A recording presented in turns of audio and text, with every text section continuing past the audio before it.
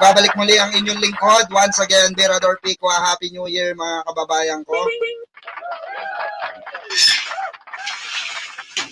Ayan, mega love shoutout po mga kababayan, Luzon, Visayas, Mindanao, hanggang Estados Unidos at Europa. Ayan, mega love shoutout. Ayan. No? Magandang hapon po and Happy New Year sa lahat. Loud and clear ba tayo mga kababayan? Rinig na rinig ba? Ano lang po kung rinig tayo So by the way mga kababayan, nakita nyo naman sa ating ngayon, no, thumbnail ngayon. Ayan, good evening good afternoon. Ayan, bulaklak. Nako. Gaano ba kabango ang bulaklak mo, ha? Bulaklak. Good evening sa iyo. Magandang hapon po sa lahat ng ating taga-subaybay, mga kabengador. Ayan, thank you so much. Bakit po ang topic natin na naman ay si Digong? Bakit nga po ba guilty ang hatol? Yan po ang alamin natin, no, sabay-sabay. Kung bakit nga ba guilty itong war on drugs ni Digong, mga kababayan, dahil kapapasok lamang po na balita, ayon mismo sa SC, sa Supreme Court, mga kababayan, na yung panahon ng war on drugs ay isang katarantaduhan. Isa pong focus.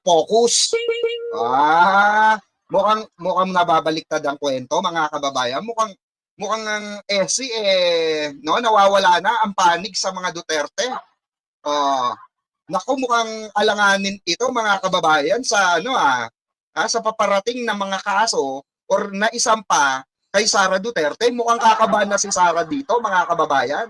Aski, mega love shoutout Ma'am Maria Fe Palisok. Ayan, shoutout po. No? Hindi, real talk. Sa tingin nyo ba kakabahan si rito, Sara Duterte, saka sila Bato at sila Bongo? Kasi malaking ito malaking dagok or malaking tinik sa kanila ang SC, mga kababayan, or ang Supreme Court. Dahil bakit po? Dahil dyan po iahain yung mga iba pang kaso na kakaharapin. Pero yung iba po na kaso nila ay didinigin na po yan sa DOJ mismo. Kaya ito, mga kababayan, itong kakalabas na balita galing Supreme Court ay ito yung magpapamulat sa maraming Pilipino.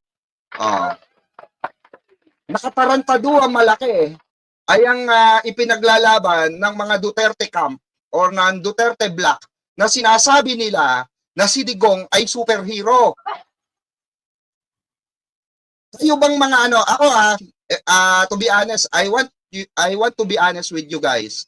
Ako po mismo sa sarili ko, aminado ko na sinuportahan ko si Digong way back before. Opo, aminado ako diyan. Kahit sila biyahin ni Koy. Alam rin yan. Nakasuporta sila. Kasi nga, maganda yung adhikain ni Digong Maniwala tayo sa hindi. Maganda yung adhikain niya sa pagsugpo ng drugs. Alam natin yon. Kahit sino naman mag-a-agree, no, na tapusin ang droga sa Pilipinas. Pero ang masakit na katotohanan dito, mga kababayan ko, lahat yon, yung war on drugs na sinasabi ni Digong, hocus-pocus pala. Bakit po natin nasabing hocus-pocus, mga kababayan? Dahil sa mga nailabas po na ebidensya laban sa kanila. Even po kay Pulong Duterte na nilabasan ni Senator Sonny Trillanes na nakasabwat ng mga mafia, ng mga Chinese mafia sa triad po, mga kababayan ko. Di ba hindi nga magpakita ng tato si Pulong? Kaya itong balita na ito, mga kababayan, itong balita na ito pong kapapasok lamang na balita sa SC ay atin pong matutunghayan, mga kababayan. Babasahin po natin Ito pong tawag dito, nailabas ng Supreme Court na di umano ay guilty po ang hatol sa mga gumawa po ng krimen during EJK. Okay? During EJK po ito, papakita natin sa inyo para po wait lang Oh, mga mambubudol nga po eh. Bulaklak eh. Oo, mga mambubudol. Oh, ito po, wait lang. So, ito mga kababayan, ito po, ayan. Etong dito sa mismong page ni Senator Risa Ontiveros, ito po, ayan. Oh. Ayan nakikita nyo ba? Malinaw ba? Malinaw. Malinaw po. Ayan, babasahin natin Oh. Malinaw ang hatol ng Korte Suprema. Oh, ayan Umpisa pa lang. Umpisa pa lang mga kababayan, 'di ba? Oo, makapigil hininga na, no? Oh, makapigil pututoy na. Oh, malinaw na hatol ng Korte Suprema na pinatay ng walang kalaban-laban si Kian De Los Santos. Oh, sino po nakakilala kay Kian De Los Santos, mga kababayan ko? Yan po si Kian De Los Santos, mga kababayan, ay siya po yung minor de edad na tinaniman po. Tinaniman po siya ng ng droga at ng barel. Kaibigan po yan. Kaibigan po yan, nino po? Ni Biyahe ni Koy sa Caloocan po. Oh. Ito po ay matibay na na pagpapatunay po, matibay na ebidensya. Mismo yung Supreme Court ang nagsabi na guilty po itong ginawa kay Kian De Los Santos na minor de edad na tinaniman po ng droga. Tapos pinagpapatay po ng walang kalaban-laban, mga kababayan. 'Di ba? Ganun po kawalang niya itong mga sangkot dito po sa na ito, EJK victims na ito or war on drugs or tukang. Paano na yan, Bato? Paano na yan, Digong? Na yung ayon sa mismo sa SC or Supreme Court ay meron pong paglabag sa human rights or talagang merong pagpatay, murder po ang ginawa, mga kababayan. Ito basahin pa natin. Pinatay ng walang kalaban-laban si Kian De Los Santos, walang enkwentro at hindi siya nanlaban. Hindi totoo ang mga palusot ng 3 pulis na pumatay sa kanya. Ano mga DD shits? Ano mga DDS? Loud and clear ba? Hindi real talk, loud and clear ba mga DDS? Mga DDLs, loud and clear ba? Parang napapahiya kayo ngayon 'Di ba? Lumalabas dito mga kababayan na yung 3 pulis na na biktima din. Na biktima din ng kanilang kaululan. Mga mukhang pera eh. 'Di ba? Mga kababayan, mga mukhang pera. Mas inuna nila yung kota. Kota po. Dahil nga, nung panahon ni Digong sa war on drugs, ay meron pong kota itong mga kulangot na pulis na ito. Hindi naman po lahat ng pulis nung panahon na yon umabuso. May mga kumpare din ako mga pulis eh. Pero yon mga hindi tulongges yon. Mga hindi po tulongges yon. Yun po ay mga matitino. Kaya ito mga kababayan, patunay ito na ito pong si Digong ay hindi po inosente. Ito po ay patunay na siya ay may nilabag. 'Di ba? May nilabag po siya. Sabi mismo ng Korte Suprema, hindi kailanman parte ng tungkulin ng kapulisan ang walang habas na pagpatay. 'Di ba? Yan ang sinasabi natin eh. Yan ang sinasabi natin. Mapapahiya na naman ang mga didilis nito. Shoutout sa mga didilis na mga bobo at tanga. Mismong Korte Suprema po ang nagsabi niyan. So meaning to say, kung guilty ang hatol ng Supreme Court at ayon mismo sa Supreme Court, may nilabag na batas itong mga kapulisan na umabuso, na pinoprotektahan din ni Digong. Remember po mga kababayan, si Digongyo ay pinoprotektahan po niya, yung mga pulis. Wag na daw idamay yung mga pulis, siya na lang daw. Diba? Sino pong nakakano no? Eto baka mamaya sabihin na naman ng mga didilis, mga kababayan, sabihin na naman nila, puro kangal-ngal, pikwa, asan yung mo? Asan yung pruweba mo na sinabi ni Tatay Digong, Asan yung pruweba mo na umamin si Digong? Ito, iano natin, ipapaano natin sa mga didilis, mga kababayan. Ako kasi gusto ko may mga ebidensya tayong nilalatag. Gusto ko may mga ano tayo, may mga tawag dito, matibay tayong ebidensya na mailalatag. Hindi yung putyo-putyo lang tayo. Ito ha. Wait lamang po. Baka kasi, sabihin na naman ng mga didilis, fake news ka, pikwa. Hindi po. Kinontent ko pa po yan, mga kababayan. Kinontent ko pa. Ipapakita natin sa mga didilis na ito na meron talagang pag-amin kay Digongyo. Hindi po nagsisinungaling ang ebidensya. Mismong in national television, national television po, umamin si Digongyo. Diba? Baka sabihin nila, wala tayong matibay na ebidensya, ngalngal tayo ng ngalngal. Hindi po. Kung bakit sinabi ng SC dahil din po dito. Kung bakit guilty ang hatol ng Supreme Court sa pamumuno ni Digongyo during EJK dahil din po dito sa hearing na ito. Nakaano po siya dito, naka-under oath po lahat ng sinabi ni Digong dito. Pakinggan natin ng bahagya, mga kababayan. Ay, shoutout sa mga bagong dating dyan, May I? Yes, sir. Go ahead. Check.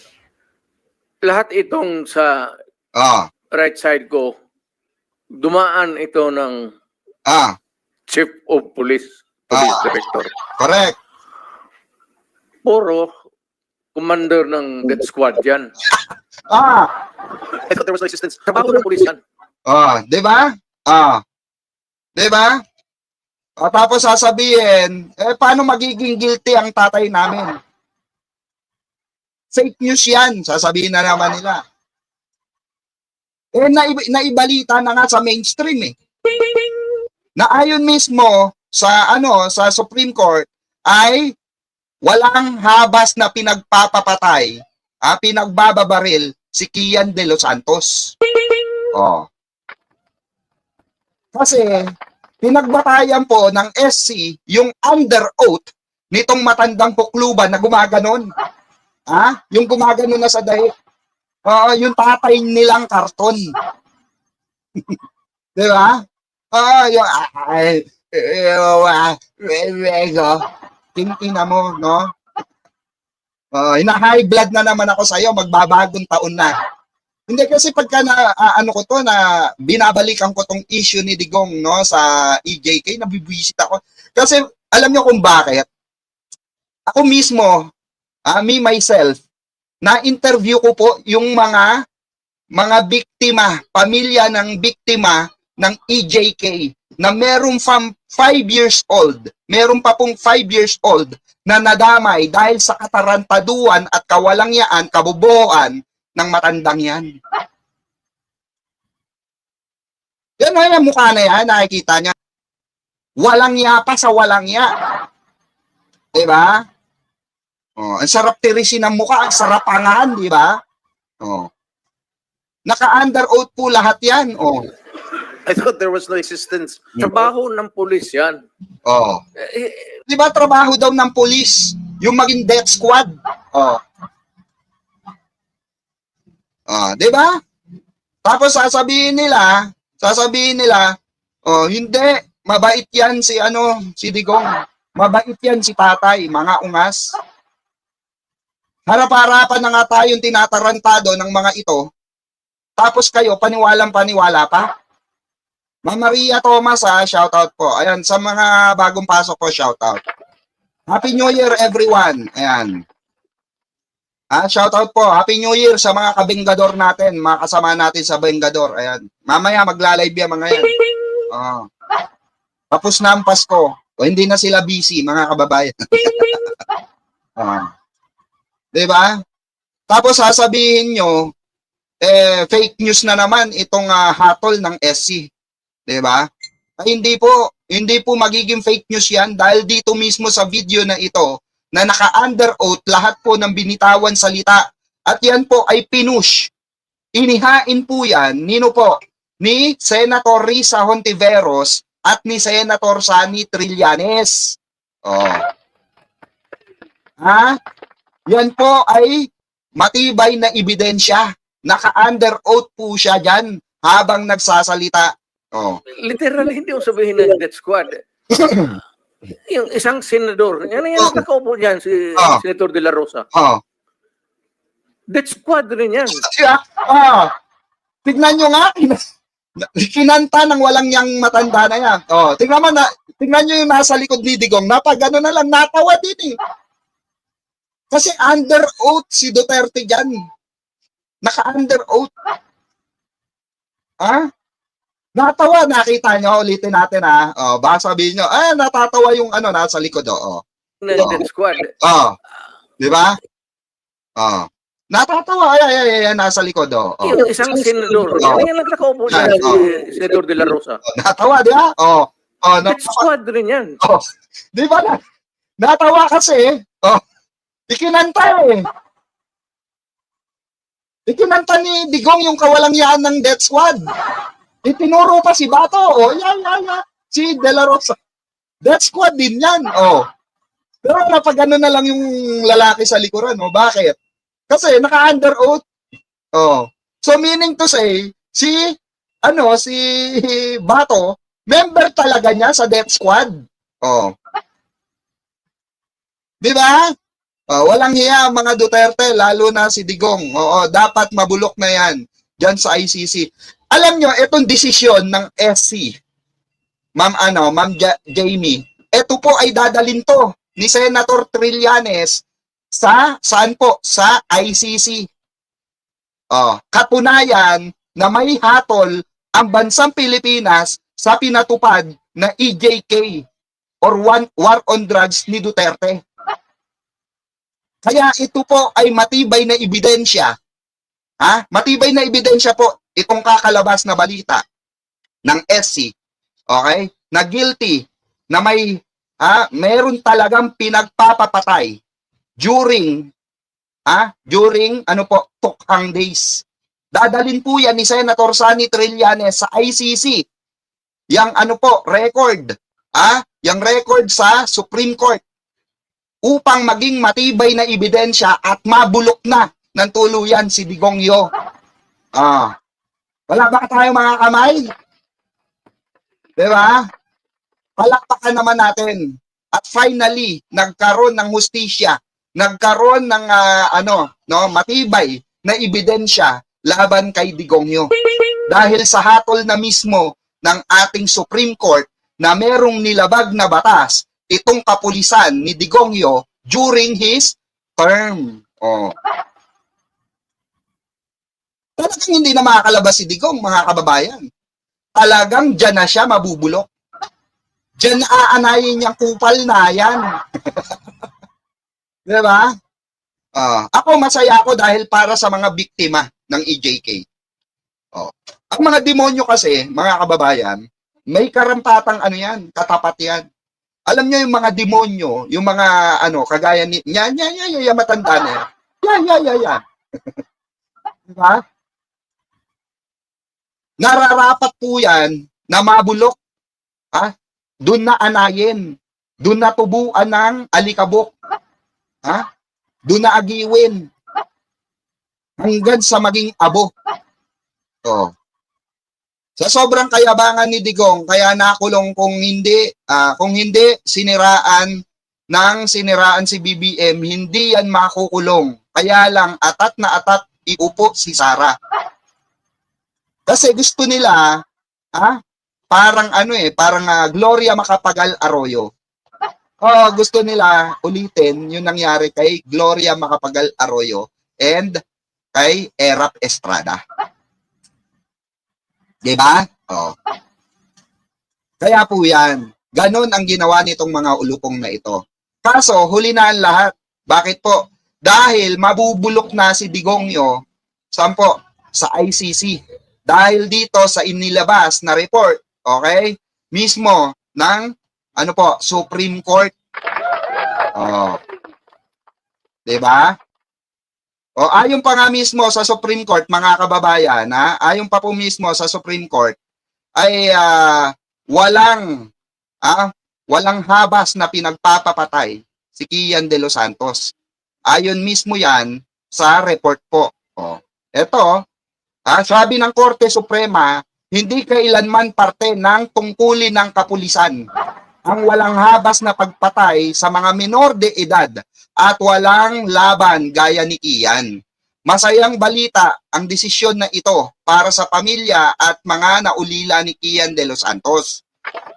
Sana ay makatulong ito sa kanilang paghilom at pagbangon. Hindi lang po kay Kian de los Santos, ito po ay magiging pagdiriwang ng ating sambayanang Pilipino, especially ng mga biktima po ng EJK, ng Operation Tukang, yung mga nadamay na mga bata, yung mga nadamay na minor de edad. Alam niyo po ba, mga kababayan, na meron kami na interview nila Boss Taquero, si Bip Ballpoint Man, sila Jake Magnus, sila Biyahe ni Koy nung time na yon. May na-interview po kami yung asawa niya ni Rat habang hawak-hawak yung 5 taong gulang nilang anak. Ganong kawalang ya nung panahon ni Digongyo. Na hanggang ngayon kinikilabutan ako pag naaalala ko, mga kababayan. Ayan, kinikilabutan ako. Tumatayo balahibo ko. Kasi hindi po gawain yan ng mga matitino. Hindi po gawain yan ng mga totoong may malasakit sa kapwa Pilipino. Pilipino po tayo. Diba? Tapos gaganyanin mo ang kapwa mo Pilipino. Walang habas mong pagbababarilin. Tamaan na kung sinong dapat tamaan. Ganun ba yun? Kaya ito po, yung hatol ng Supreme Court sa anti-war on drugs ni Duterte ay guilty. Meron pong nilabag na batas. Ito po ay may nilabag sa konstitusyon. Ito po ay may nilabag ang ang ating human rights, karapatan ng bawat Pilipino. Ang akala kasi ng mga didilis, ng mga DDS, okay lang pumatay. Kasi nga no choice na si Digong eh. Kasi nga hindi niya magamitan ng tamang pag-uutak. Alam niyo yung ganito, example ko na lang Example ko na lang. Paano ka huhuli? Paano ka huhuli ng buhay na isda nang hindi mamamatay? Siyempre, di ba mag-iisip ka? Tama mali. Kasi ibebenta mo sa merkado. Ibebenta mo saan? Sa fish port. Tama mali. Ngayon, dahil gustong makahuli ng marami, ng mangingisda na tanga. For example na lang natin, may tanga na mangingisda. Diba? Kasi iba po ang presyo pagka buhay na isda ang huli mo. Iba ang presyo pag patay na yung isda na huli mo sa merkado. Totoo yan, real talk yan So, etong tanga na mangingisda, kagaya ni Digong, gumamit. Kasi nga gusto niya mabilisan, maramihan, gumamit ng pampasabog. Hindi lang isda yung namatay, pati mga coral, sabog-sabog. Tama mali. So, may nadamay. Mabilis ang pagkakahuli sa mga isda. Marami nga nahuli na mga isda. Pero ang tanong, may nadamay, wala? May nadamay. Kasi bakit? Tira pasok ka eh. Hindi mo ginamitan ng utak. Ganun po si Digong. Dahil hindi nakaya ng pag-uutak niya sa makatuwid, hindi na po niya pinag-isipan. Basta na lang siya nagpamanhunt, nagbigay ng kota sa mga kapulisan. Etong mga tangang pulis din naman na sumunod kay Digong, ang ginawa, dahil gustong makakota, patay kung patay. Diba? Diba? Tapos sasabihin nila, si Pangulong Bongbong Marcos ay weak leader. Si Pangulong Bongbong Marcos ay napakatalino, smart person. Tignan mo, walang sumalo kay Digong. Di ba? Tanga eh. Kaya nga, ating mahal na Pangulo, hindi tanga yan. Matalino yan. Mismong si Panelo na, yung kuyukot ni Digong, si Panelo. Si Panelo na mismo, ang nagsabi na in-underestimate si Pangulong Bongbong Marcos. Si Pangulong Bongbong Marcos ay he is a wise person. He is a smart person. Diba? Tama ka, boss. Akala nila maulit yung nangyari kay Gloria. Isa rin na mandarambong. Oo. Nakulong pero pag upo ni Digong, pinalaya niya. Bong Revilla at Jinggoy Estrada, pinalaya din. Diba? Mga sabuatan eh. Dapat si Senator Bato, mahuli din yan. Pananagutan niya. Eto na po. Anytime. Re-releasean po yan ng Supreme Court ng warrant of arrest. Dahil, ang sabi po ng SC ay eto po. Masaya. This is also an inspiring development for human rights advocates, lawyers, and civil group and other families. Okay? Other families. Now that the SC has definitely ruled on Kian's killing as a senseless act of murder, accountability should be demanded from officials. Demanded from officials daw. Who attempt to cover up the incidents. Sino po ba yung mga opisyal nung panahon na yon? Sino po ang acting? Ang acting. Acting PNP chief. Sino po? Sino mga kababayan? 'Di ba si Bongo? 'Di ba si Bato? 'Di ba si Bato? Si Bato po ang may niyan. Si Bato po ang niyan. PNP chief, mga kababayan. So sa makatuwid, anuhin din, pananagutin din po yung mga taong nag-cover up sa issue na ito, which is si Bato mismo ang kasama ni Digongyo at nagplano niyang tukhang. Sa makatuwid, pag naglabas ng warrant of arrest ang SC, damay na po dyan yung mga nasabing nag-cover up. Yung mga nasa posisyon that time. Meaning to say, mga kababayan, itong mga tao na ito, especially si Bato, ay mabibigyan po ng warrant of arrest.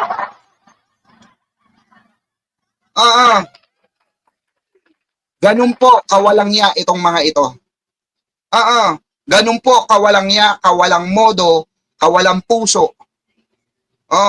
Alam nyo ba, mga kababayan, every time napapanoorin ko yung video na kung saan umiiyak yung mga biktima ng EJK victims na yung anak nilang mga minor de edad na isinalvage, tinaniman, at walang habas na pinagpapatay. Nanggigigil ako sa totoo lang.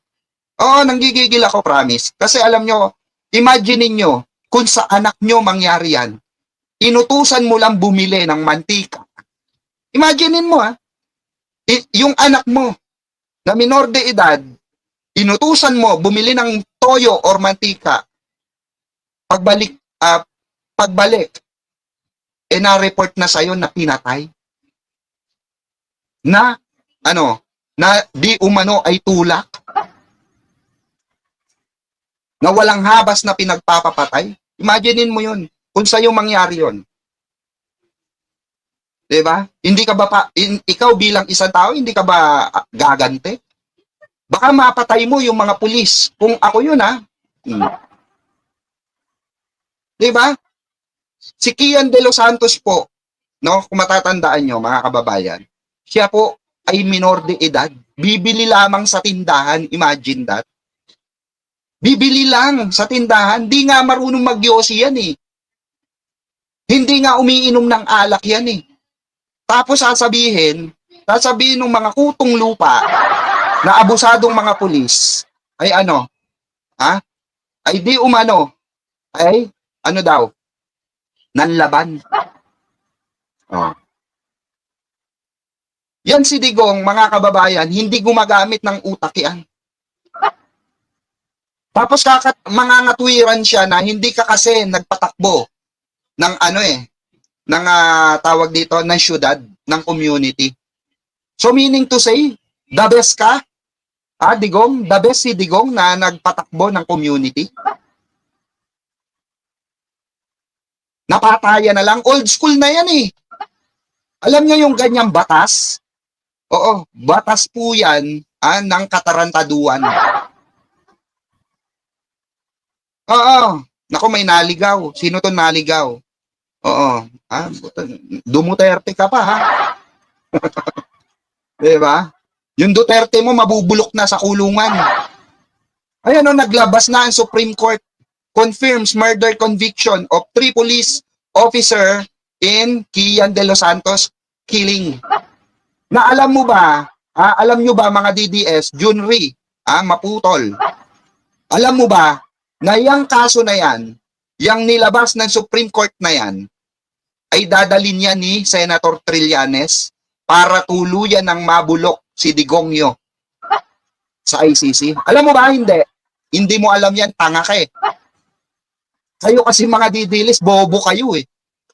Nung nagpaulan, ang demonyo ng katangahan, kayong mga DDS, kayo lang ang mulat. Diba? Kaya lahat ng kabobohan at katangahan na sinaboy ng demonyo, kayo nakasalo. Totoo yan, real talk. Wala pang ni isang DDS na nanalo sa akin ng debate. Real talk lang. Kasi alam nyo kung bakit? Noon nagpaulan ng demonyo ng kamangmangan, sila sumalo. Tignan nyo si Banat Bay. Diba? Nakipagdebate doon sa mga totoong media personalities, sa mga lawyer. Kaila Yusek Castro. Diba 5 kamote? Nangamote ang ungas. Diba? Tapos kayong mga DDS, akala nyo napakatatalino nyo. Diba? Pag tinanong mo sila bakit Duterte, wala lang, Duterte lang kami. Bakit gusto mo si Duterte? Bakit gusto mo si Sara Duterte? Solid Duterte kami. Bakit gusto mo si Duterte? Bakit gusto mo si Sara? Taga Davao, kasi maganda yung Davao. Pero pag tinanong mo bakit ka dito nakatira sa Metro Manila, ayaw mo tumira sa Davao, maganda pala ron. Asan logic doon? Di ba? Alam nyo palang maganda Davao, ba't ayaw nyo tumira ron, magsiksikan kayo? Di ba? Sinasabi nyo, Metro Manila polluted. Metro Manila, puro di ba? Puro kawatan. Puta, ba't hindi kayo magsiksikan sa sa Davao? Di ba? Hindi yung magsisiksikan kayo dito sa Metro Manila tapos sasabihin nyo maganda Davao. Asan ang logic doon? Asan ang logic ng sinasabi nyo na magaling ang Duterte? Na gusto nyo ang Duterte kasi maganda Davao. Asan logic nun? Bakit nasa Bicol ka? Ba't wala ka sa Davao? Bakit nasa Laguna ka? Wala ka sa Davao. Di ba? Real talk. Kasi kung sasabihin mo na maganda ang Davao, drug-free, na walang corruption, napakaganda as in, ba't di ka tumiran Davao? Mura ang lupa doon, tanga. Di ba? Kasi ang DDS, may malang may masabi lang. May masabi na lang. Kaya nga meron akong mga meron akong mga live mga live survey. Nag-survey ako. Alam niyo yung mga tinatanong ko, bakit kanino po kayo mas may tiwala? Kay PBBM o kay Sara Duterte? Sasabihin nila, yung iba sasabihin kay PBBM, bakit po? Kasi eto nagawa ni BBM, maganda yung patakbo ni BBM, kagaya nito, kagaya niyan. Na ipapaliwanag ng mga botos kay BBM. Pero pag tinanong mo, yung mga bumoto kay Sara, bakit si Sara po ang pinili nyo? Maganda kasi Davao eh. Pero pag tinanong ko, ba't nandito po kayo sa Maynila? Di ba po magulo dito sa Maynila? So, ibig sabihin po, maganda yung Davao, ang Maynila, hindi. Hindi po, kasi gusto ko, maganda yung pagpapatakbo nila sa Davao. O kung maganda po yung pagpapatakbo sa Davao, yun nga, bakit nandito ka sa Maynila, ma'am? Alam nyo, sasagutin nila, hindi po basta, Duterte po ako. Kasi hindi na nila masagot yung logic eh. Di ba? Hindi na nila masagot yung question. Yung simpleng logic, hindi nila masagot. Simple lang yun, ha? Oh. Yun yung karamihan. Pag tinanong mo, bakit po Duterte? Basta Duterte ko. Di ba? Basta gusto ko po si Sara Mau. Di ba? Yun yung gusto niya. Yes, Adrian, live po tayo, live. Live po tayo.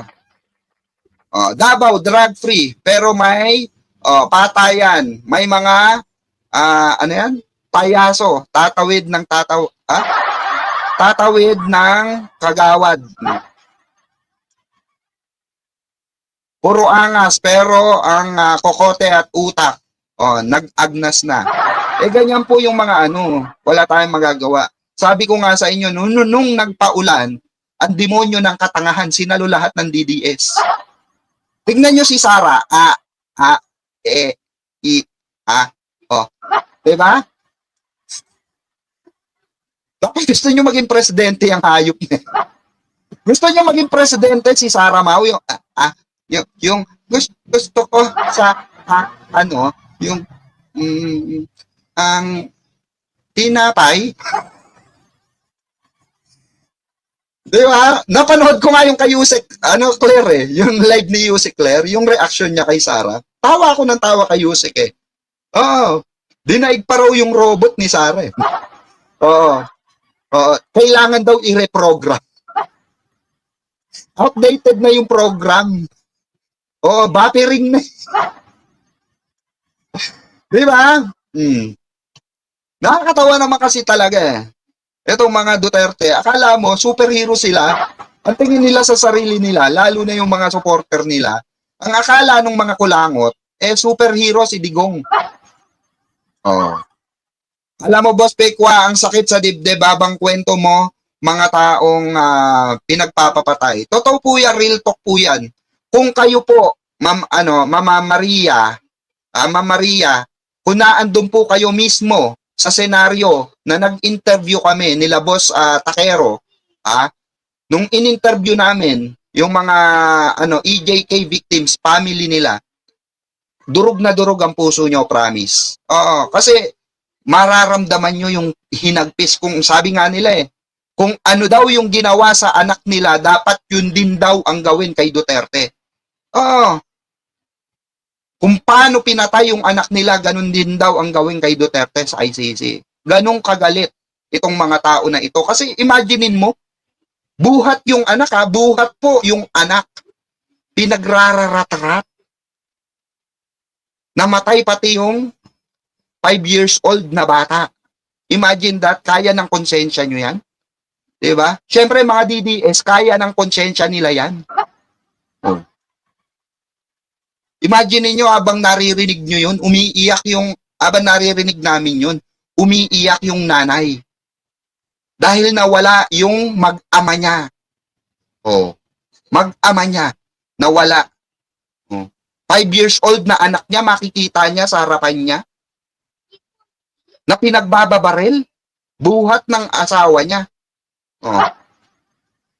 Diba? Kayo man, panigurado sasabihin nyo kung paano pinagpapapatay yung pamilya nyo, ganun din dapat gawin kay Digong.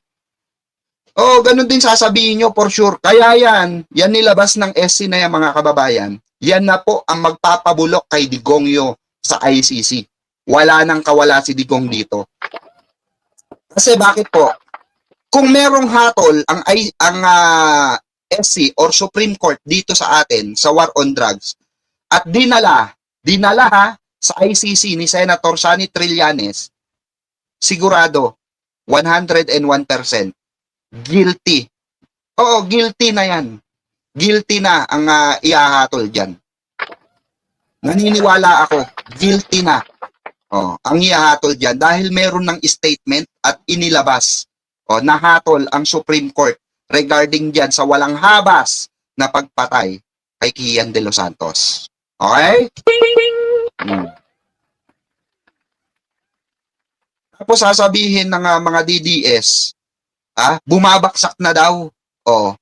Di ba? Bumabaksak na daw ang Pilipinas natin. Actually, mga kababayan, no? Kapapasok lang din na balita nito. Bumagal po ang inflation rate dito sa atin sa Pilipinas. Dahil bakit po? Dahil po sa ating mahal na Pangulo. Dahil po sa kagandahan ng pagpapatupad ng ating mahal na Pangulo saan po? Dito sa import ban. Dahil po bakit? Dahil importante po na makontrol ng ating Pangulo, ng gobyerno, ito pong inflation. Dahil malaking bagay po sa atin ito yung mabagal na pagtaas ng bilihin. Kaya nga sabi ko nga hindi ako naniniwala na 90%, 90%, tawag dito, 90% ay isang kahig, isang tuka, ayon sa mga DDF. Diba? 10% lang daw, halos lahat daw nasa Malacanang. Halos lahat daw nasa gabinete daw ni PBBM yung mayayaman. Hindi po, no, para po sa kaalaman ng mga tangang DDS na nanonood dito, hindi po usapin sa inflation, okay, yung antas ng yaman ng tao. Ang inflation po na tinatawag, yan po ay pagkontrol ng pagtaas ng mga market sa merkado, ng mga bilihin. So sa makatuwid, mga kababayan, itong lumabas na balita, no? Mismo sa Malacanang, na ito ayon mismo kay Secretary Ralph Recto, na bumaba ng 1.6%, meaning to say, mga kababayan, no? Kumpara mo kay Digong. Kung ikukumpara natin na walang iya yung bigas noon, 'di ba? Walang iya talaga sa presyo ang bigas noon. Alam niyo kung bakit? Pumapasok kasi ang smuggle. Ngayon, hindi makalusot ang mga smuggler. Sino bang mga may hawak ng smuggle dito sa sa Pilipinas? Di yung dating administrasyon. 'Di ba? Ngayon, napagpapatuloy po yung 20 pesos na kilo ng bigas. At gusto pa pong palawigin ng ating mahal na Pangulo yung yung kadiwa market. Okay? Kaya nga sabi ng ating mahal na Pangulo, 'di ba? Oo, tinutuligsa nyo kami ngayon. Paano namin mapagpapatuloy ito? Watch, 'di ba? Watch. Kumbaga tignan nyo kami, panoorin nyo kami kung paano namin magagawa. Magpasa hanggang ngayon, nagagawa ng ating mahal na Pangulo. Nagawa ba ni Digong yan? May naumpisahan ba siya na natapos niya? Wala po. Walang natapos yung hindot na yan. Yang matandang ulo pong nasintu-sintu na yan, walang natapos yan. Tapos aasahan nyo si Sara pa magiging presidente. Mga ungas. Wala ngang alam yan sa pagpapatakbo ng Pagpapatakbo na lang ng DepEd Imagine nyo, pagpapatakbo na lang ng DepEd, anong sagot ni Sara? Wala akong alam dyan. Tapos pagpapatakbo pa ng Pilipinas. Ilang sangay ng gobyerno ang hawak mo pag presidente ka, tanga. Ikaw hawak mo na lang isa, DepEd na lang, hayop ka. Hindi mo pa nagawa ng maayos yung trabaho mong animal ka. Anong ginawa mo sa budget ng DepEd? Nagpa-print ka ng walang kwentang libro na may pagmumukha mo. Di ba? Yan yung sinasabi natin pasensya na, sumasabit Nagiging husky na naman yung boses ko sa mga hayop natin. Di ba? Hindi kasi, real talk lang. Real talk lang. Ano ang magagawa ni Sara? Any one of you. Kahit sinong maka-Duterte dito, please comment down below. I want your answer right here, right now. Anong magagawa ni Sara?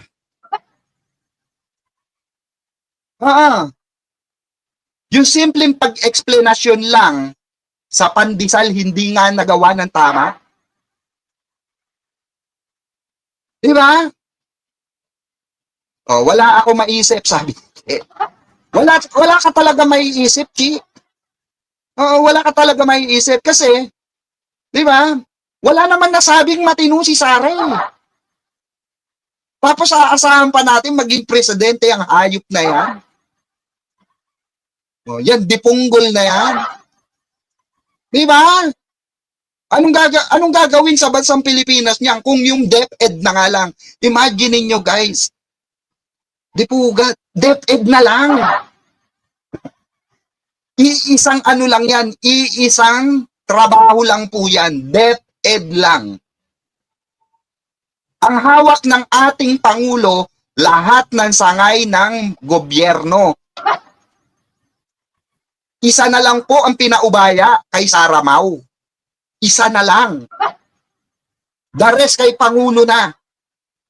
Department of Health, diba? Department of Tourism, diba? Lahat-lahat ng departamento hawak ni Pangulo. DDS, DepEd na lang ang pinahawak kay Sara Mau. Puro anomalya pa. Di ba? Puro anomalya pa. Real talk o real talk? Real talk. Di ba? Tapos sasabihin ng mga DDS, 2028. Di ba? Duterte pa rin.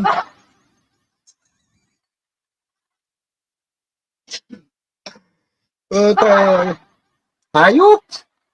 Hayop. Di ba? Alam nyo mga DDS, ang sarap nyo lotionan sa tumbong at ipasok sa maximum security compound. Napakahayop ng katangahan nyo. Solid. Alam nyo ba sa lahat ng may katangahan na DDS, sila ang solid. Solid. Grabe. Mungkatin nyo, sisigaw nyo. Diba? Harap-harapan na tayong tinatarantado, pinapabaksak ang Pilipinas. Harap-harapan na nilang pinapabaksak ang Pilipinas. Diba? Meron pa rin mangilan-ngilan na tanga talaga. Solid. Diba? Solid. Diba? DDS.